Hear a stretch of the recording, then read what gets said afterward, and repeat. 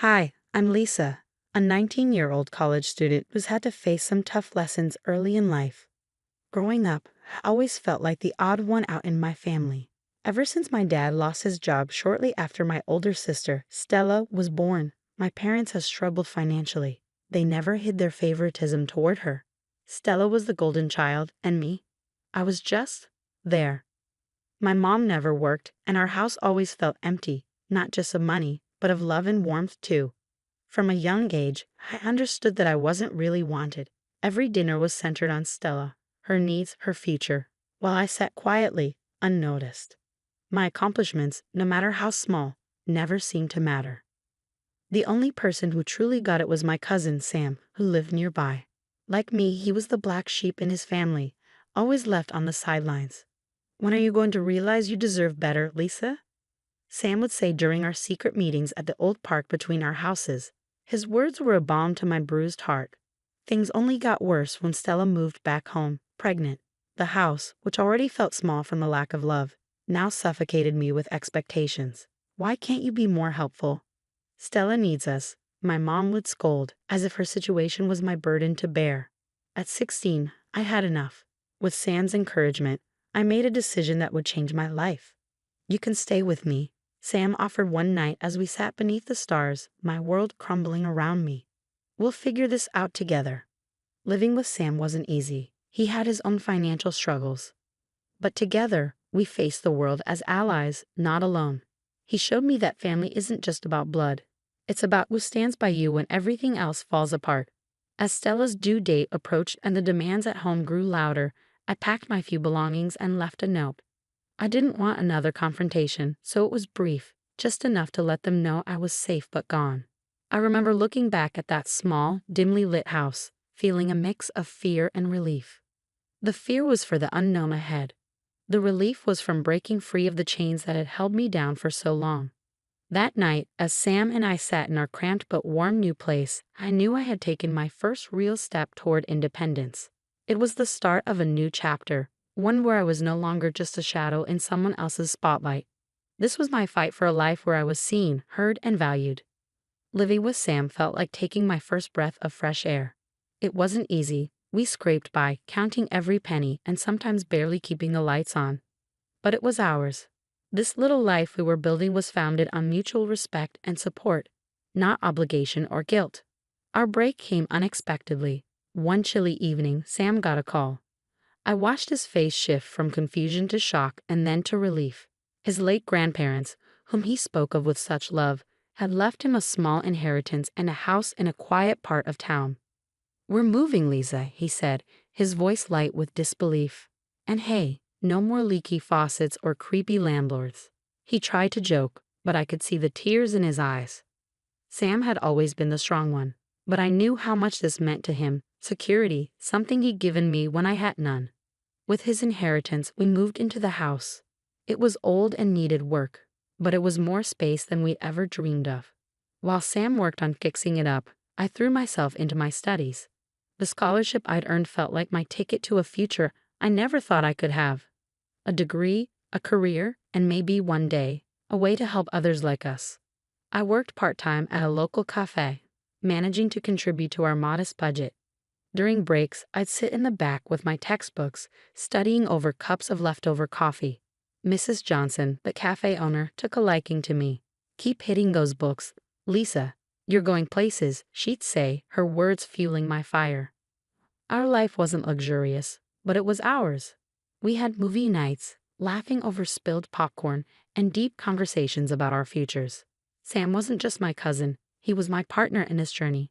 One evening, as I looked around at our mismatched furniture and the walls we'd painted ourselves, I realized how far I'd come.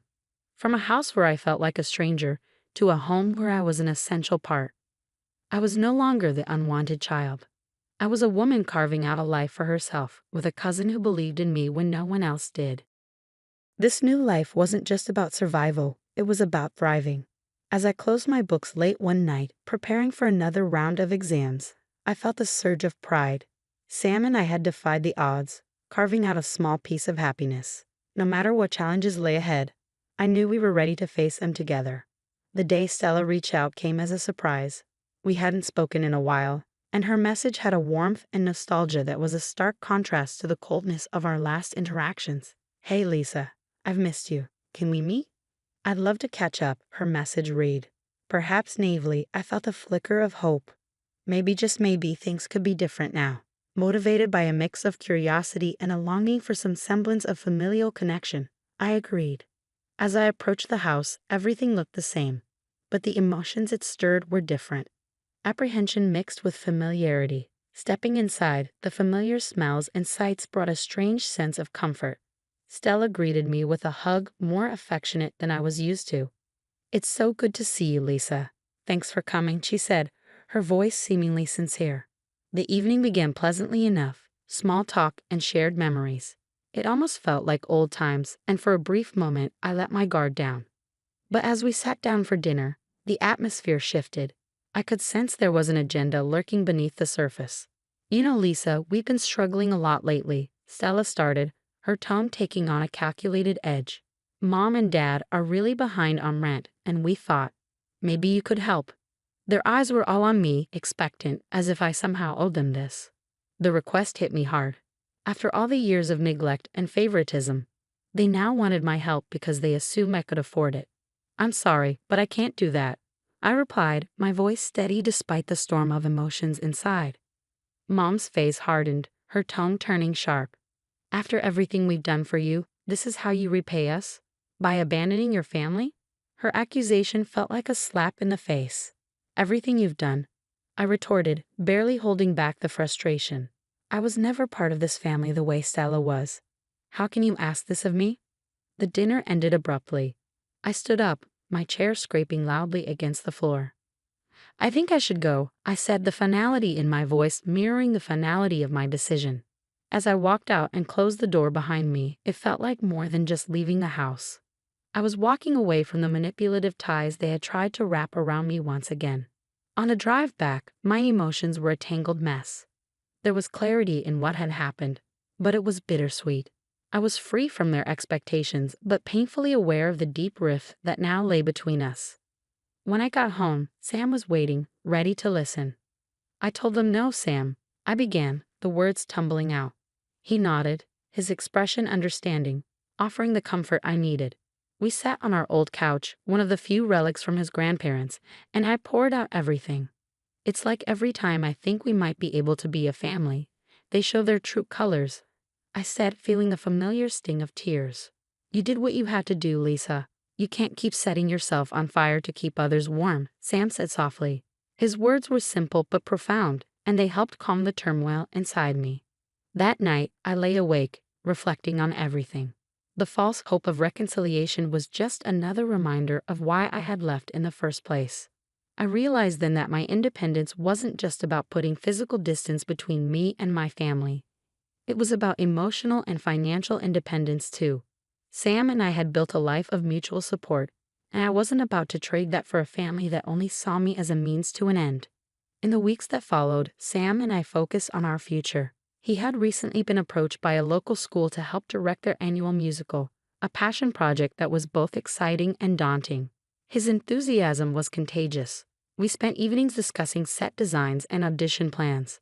"I think this could be a big thing for me, Lisa, and I want you to be part of it every step of the way," Sam shared one night, his eyes sparkling with excitement. "And I will be, Sam, just like you've always been there for me," I promised, feeling proud of the man who had stood by me through it all. That painful encounter with my family had become a catalyst for deeper reflections on my own life and aspirations.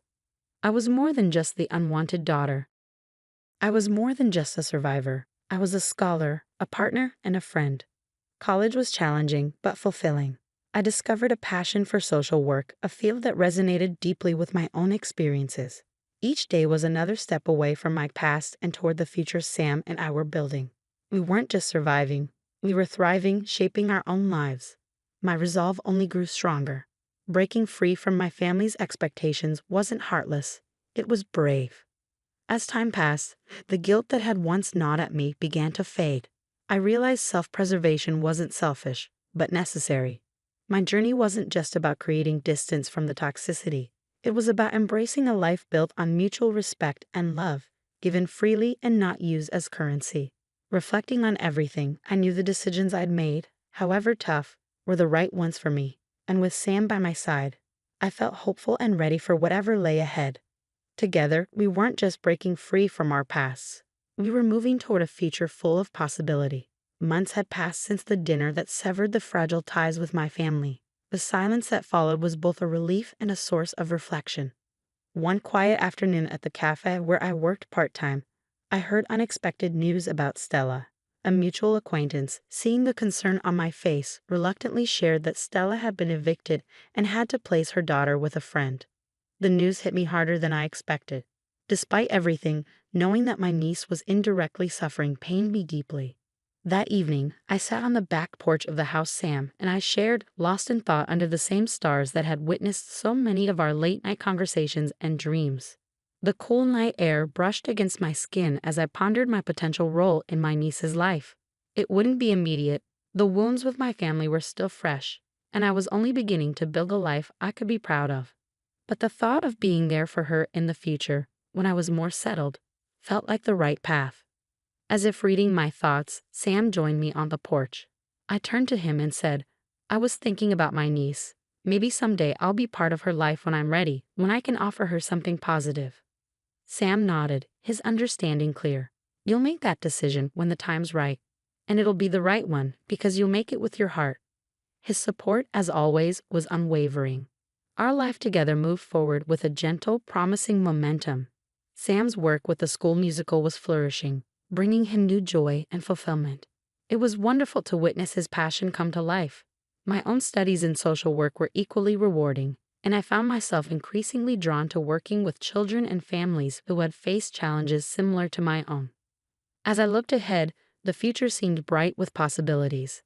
I was building a meaningful career surrounded by a community that valued and supported me, and I was in a relationship that taught me what it truly meant to love and be loved unconditionally. Reflecting on the journey that had brought me here, from the shadows of a painful past to the light of self-discovery and independence, I felt a deep sense of gratitude and determination.